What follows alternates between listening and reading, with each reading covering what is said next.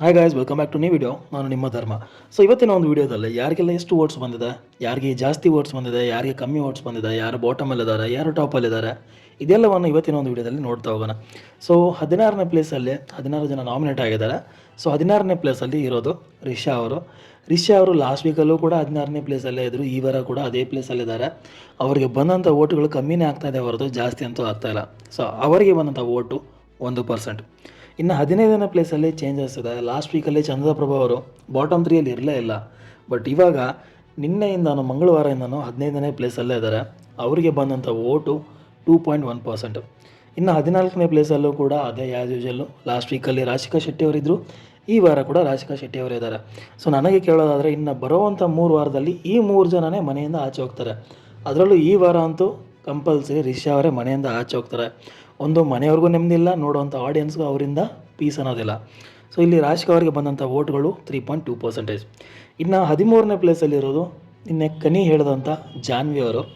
ಜಾನ್ವಿ ಅವರಿಗೆ ವೋಟಿಂಗಲ್ಲಿ ಅಷ್ಟೊಂದು ಏನು ಚೇಂಜಸ್ ಆಗ್ತಾಯಿಲ್ಲ. ಆ್ಯಕ್ಚುಲಿ ಅವರು ಅಶ್ವಿನಿ ಅವರಿಂದ ಆಚೆ ಬಂದ ಮೇಲೆ ಒಳ್ಳೆ ಅಂದರೆ ಮಾಡಿದ್ದಾರೆ. ಬಟ್ ಸ್ಟಿಲ್ ಅವರಿಗೆ ಅಷ್ಟೊಂದು ಓಟ್ಸ್ ಬರ್ತಾಯಿಲ್ಲ. ಅವರಿಗೆ ಬಂದಂಥ ಓಟ್ಗಳು 4.2% ಆ್ಯಂಡ್ ಅವರು 13ನೇ ಪ್ಲೇಸಲ್ಲಿದ್ದಾರೆ. ಇನ್ನು 12ನೇ ಪ್ಲೇಸಲ್ಲಿ ಧ್ರುವಂತ್ ಅವರಿದ್ದಾರೆ. ಧ್ರುವಂತ್ ಅವರಿಗೆ ಬಂದಂಥ ಓಟ್ಗಳು 4.5%. ಹಾಗೆ 11ನೇ ಪ್ಲೇಸಲ್ಲಿ ಅಭಿಷೇಕ್ ಅವರಿದ್ದಾರೆ. ಅವ್ರಿಗೂ ಕೂಡ 4.5% ಓಟ್. ಇವಾಗ ಸದ್ಯಕ್ಕೆ ಅಭಿಷೇಕ್ ಅವರು ನಾಮಿನೇಷನಿಂದ ಆಚೆ ಬಂದಿದ್ದಾರೆ. ಬಟ್ ನಿನ್ನೆವರೆಗೂ ಅವರಿಗೆ ಬಂದಂಥ ಓಟ್ಗಳನ್ನ ಇಲ್ಲಿ ಹೇಳ್ತಾ ಇದ್ದೀನಿ ಅಷ್ಟೇ. ಸೊ ನಿನ್ನೆವರೆಗೂ ಧ್ರುವಂತ್ ಮತ್ತು ಅಭಿಷೇಕ್ ಅವರು ಇಬ್ಬರಿಗೂ ಸೇಮ್ 4.5 ಓಟ್ಸ್ ಬಂದಿತ್ತು. ಇನ್ನು ನೆಕ್ಸ್ಟು 10ನೇ ಪ್ಲೇಸಲ್ಲಿರೋದು ಕಾಕ್ರೋಚ್ ಸುದಿ ಅವರು. ಇವರಂತೂ ಆ ಮನೆಯಲ್ಲಿ ಇದ್ದಾರೆ ಅನ್ನೋದೇ ನಂಗೆ ಮರೆತೋಗ್ಬಿಟ್ಟಿದೆ. ಆ ಮನೆಯವ್ರು ಕಾಣಿಸ್ಕೊತಾನೂ ಇಲ್ಲ. ಅದು ಎಲ್ಲಿದ್ದಾರೆ ಅಂತ ಗೊತ್ತಿಲ್ಲ. ಅಶ್ವಿನಿ ಗೌಡ ಮತ್ತು ರಾಶಿಕಾ ಶೆಟ್ಟಿ ಟಾಸ್ಕ್ ಅಂತ ವಿಚಾರ ಬಂದಾಗ ಅವ್ರಿಗೆ ಹಿಂದೆ ಹೋಗಿ ಸ್ವಲ್ಪ ಮಾತಾಡೋದು ಮಾಡ್ತಿದ್ರೆ ಹೊರತು ವೀಕೆಂಡಲ್ಲಿ ಸುದೀಪ್ ಸರ್ ಮುಂದೆ ಕಾಣಿಸ್ಕೊತಾರೆ. ಬಿಟ್ಟರೆ ಮನೆಯಲ್ಲಿ ಅವರ ಎಕ್ಸಿಸ್ಟೆನ್ಸ್ ಇರೋದೇ ಗೊತ್ತಾಗ್ತಿಲ್ಲ. ಹೀಗಾಗಿ ಅವರಿಗೆ ಬಂದಂಥ ಓಟ್ಗಳು 5.3%. ಇನ್ನು ನೆಕ್ಸ್ಟು 9ನೇ ಪ್ಲೇಸಲ್ಲಿ ಇವ್ರು ಮಾತ್ರ ತುಂಬಾ ಇಂಪ್ರೂವ್ಮೆಂಟ್ ಮಾಡಿದ್ದಾರೆ. ಕಳೆದ ವಾರಗಳಿಂದ ಈ ವಾರದಲ್ಲಿ ಇವನ್ ಮನೆಯವರು ಕೂಡ ಅವರಿಗೆ ಅಪ್ರಿಸಿಯೇಟ್ ಮಾಡ್ತಾ ಇದ್ದಾರೆ. ಸೊ ಅದೇ ನಮ್ಮ ಸ್ಪಂದನ ಅವರು. ಸ್ಪಂದನ ಸೋಮನ್ ಅವರಿಗೆ ಇಲ್ಲಿವರೆಗೂ ಬಂದಂಥ ಓಟ್ಗಳು 5.9%.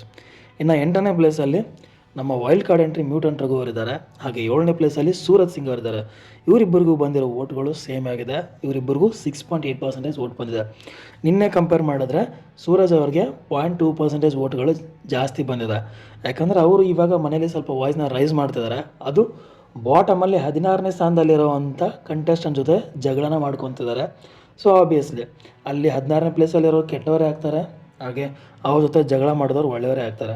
ಸೊ ಇಲ್ಲಿ ಸೂರಜ್ ಅವ್ರಿಗೆ ಜಾಸ್ತಿ ಓಟ್ಸ್ ಬರ್ತಾಯಿದೆ. ಅದು ಒಳ್ಳೆ ಇಂಪ್ರೂವ್ಮೆಂಟೇ ಅನ್ಬೋದು. ಬರೀ ರಾಶಿಕಾ ಶೆಟ್ಟಿ ಜೊತೆ ಹಿಂದೆ ಸುತ್ತಾಡಿ ಅವರ ಒಂದು ಟ್ಯಾಲೆಂಟ್ ಏನಿದೆ, ಅವರ ಒಂದು ವ್ಯಕ್ತಿತ್ವನೇ ಜನರಿಗೆ ಕಾಣದೇ ಇರೋ ಥರ ಆಗೋಗಿತ್ತು. ಬಟ್ ಇವಾಗ ನಿಜ ಅವರ ಈ ವ್ಯಕ್ತಿತ್ವ ಜನರಿಗೆ ಇಷ್ಟ ಆಗ್ತಿದೆ. ಸೊ ಸೂರಜ್ ಸಿಂಗ್ ಅವರಿಗೆ 6.8% ಓಟ್ ಬಂದಿದೆ. ಇನ್ನು 6ನೇ ಪ್ಲೇಸಲ್ಲಿ ಅಶ್ವಿನಿ ಗೌಡ ಇದ್ದಾರೆ. ಇವರು ಕೂಡ ಅದೇ ಪ್ಲೇಸಲ್ಲಿದ್ದಾರೆ. ಬಟ್ ಇವ್ರಿಗೆ ಓಟ್ ಕಮ್ಮಿ ಆಗ್ತಾಯಿದೆ, ಜಾಸ್ತಿ ಅಂತೂ ಆಗ್ತಾಯಿಲ್ಲ. ಒಂದು ಇನ್ವಾಲ್ವ್ಮೆಂಟ್ ಇಲ್ಲ, ಜಗಳ ಮಾಡೋಕ್ಕೆ ರೀಸನ್ ಸಿಗ್ತಾಯಿಲ್ಲ, ಜಗಳ ಮಾಡೋಕ್ಕೆ ಟಾಸ್ಕ್ ಸಿಗ್ತಾಯಿಲ್ಲ. ಹೀಗಾಗಿ ಅಥವಾ ಏನೋ ಮಾಡದೇ ಇದ್ರೂ ಇವ್ರಿಗೆ ಯಾರು ಓಟ್ ಹಾಕ್ತಿದ್ದಾರೆ ಅಂತ ಗೊತ್ತಿಲ್ಲ. ಬಟ್ ಸ್ಟಿಲ್ ಇವ್ರಿಗೆ 7.1% ಓಟ್ಸ್ ಇದೆ.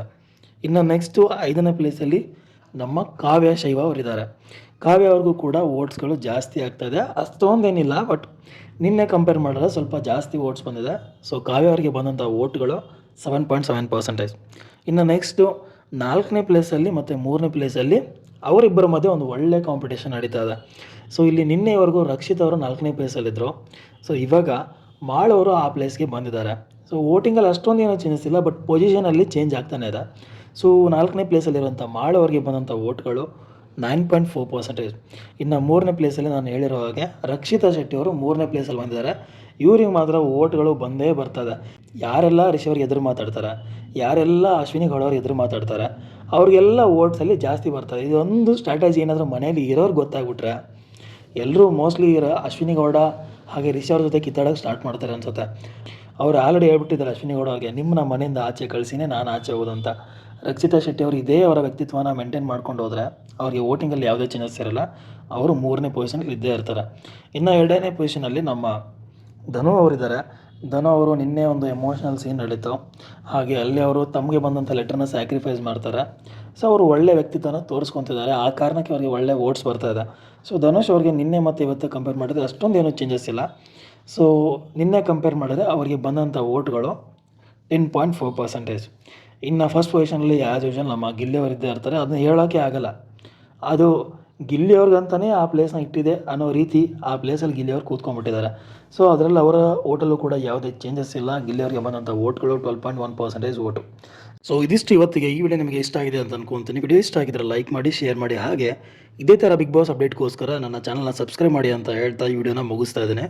Thank you.